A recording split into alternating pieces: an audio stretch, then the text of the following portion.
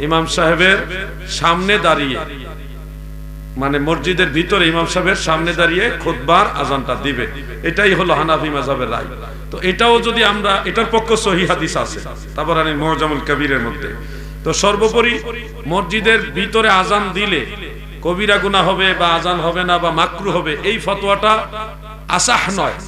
কারণ জাহিরুর riwayতের একটা নির্ভরযোগ্য কিতাব হলো আল আসল আল মাবসুদ লিশাইবানি।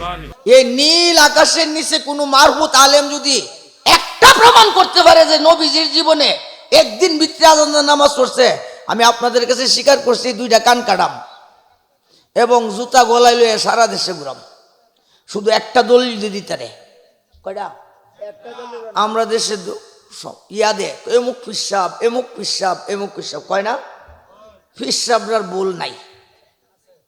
জি আপনারা কি দেখুন আমার নবীর ভুল আছে, আপনারা কি দেখুন পিসাবরার ভুল নাই। পিসাবের ভুল ধরলে তো অসুবিধা, নবীর ভুল আছে।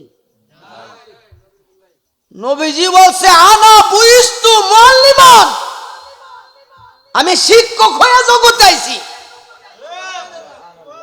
কি হইয়া কেমনে কোন কর্ম করবেন এ সমস্ত শিক্ষা দিছে আমার নবী।